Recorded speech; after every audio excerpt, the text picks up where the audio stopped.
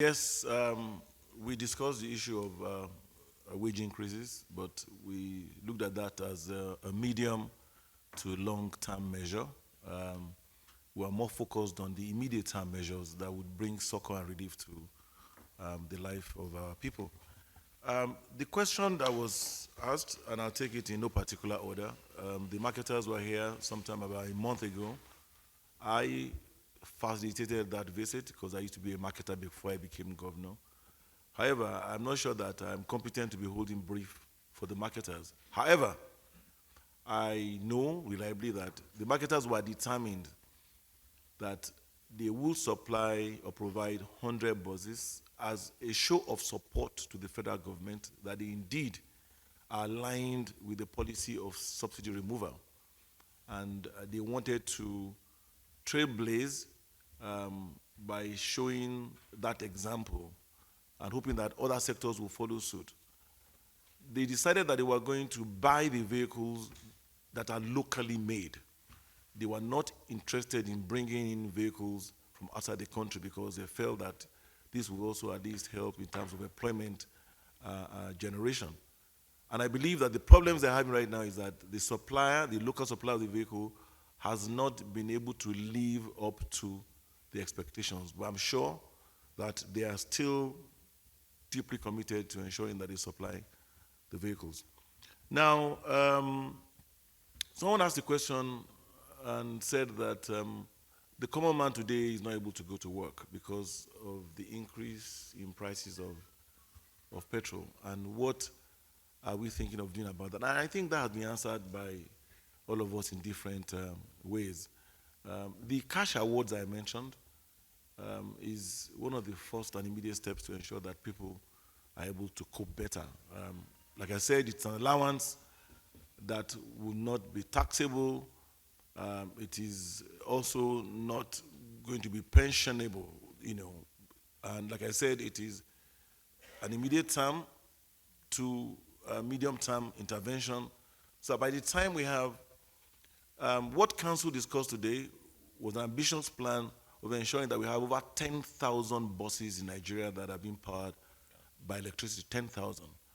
And the Vice President began to give examples and said, if 1,000 buses are sent to Lagos, for example, if Port Harcourt has 500 buses, definitely the question you raised will no longer arise. But in the meantime, we must transit to that. That is why we are all going to be embarking on that transition from petrol to CNG. We in Ogun State have already started that.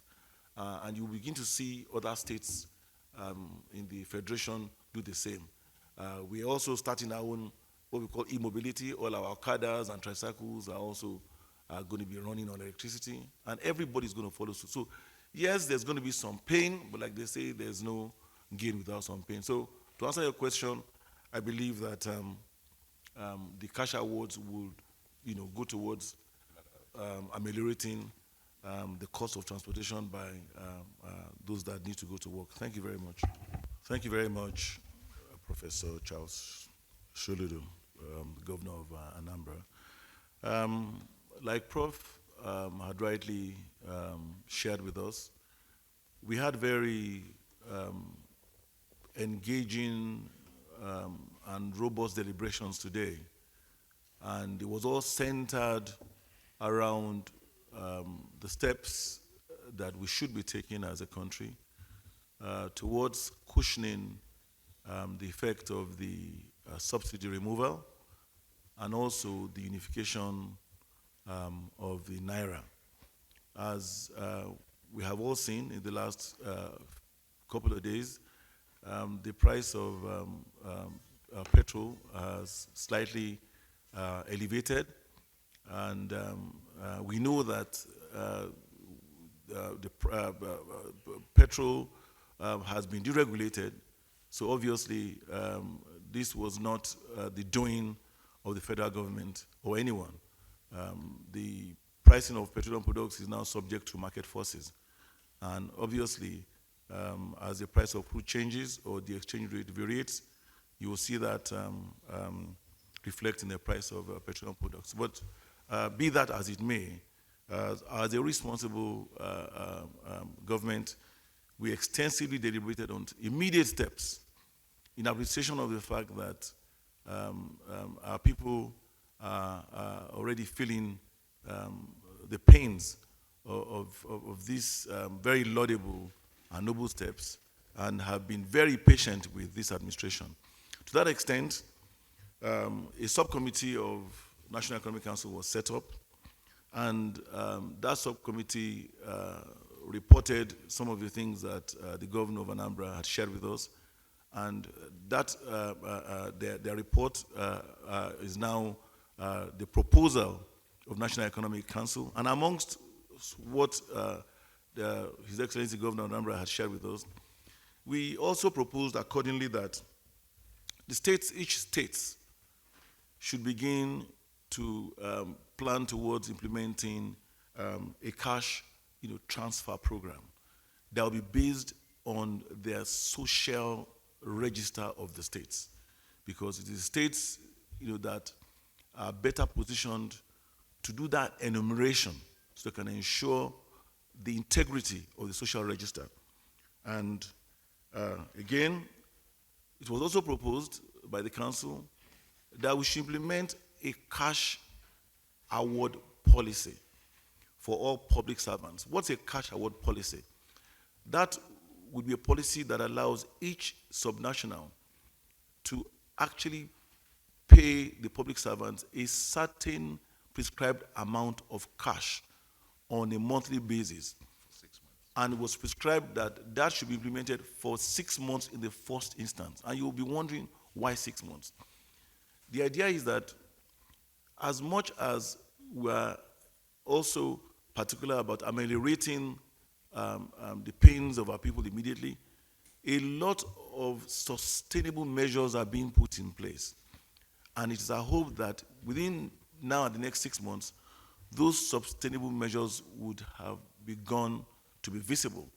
And then we can begin to taper down these cash awards. These cash awards, by the way, would be funds that will be placed in the hands of civil servants that will be tax exempt.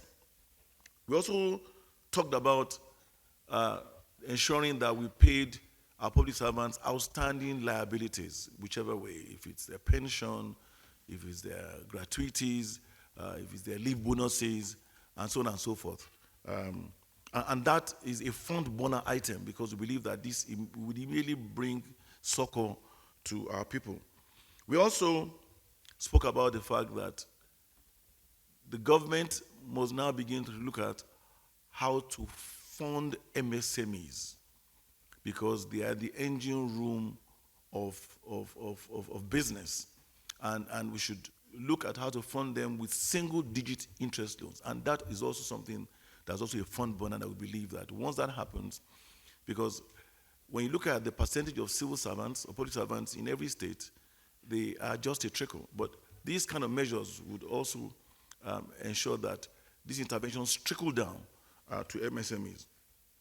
We also spoke about the immediate implementation of our energy transition plan, which is transiting from being reliant on petrol to now being reliant on other fuels that are cheaper and more stable, particularly CNG, since we have an abundance of gas in Nigeria.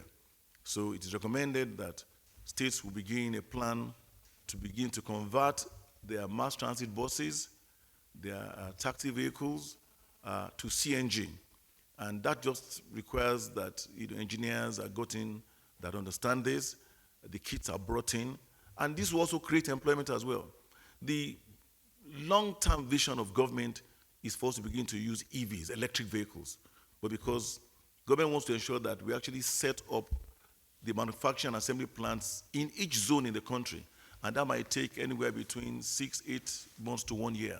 The idea is to begin to implement the conversion to CNGs in the meantime, while EVs take over.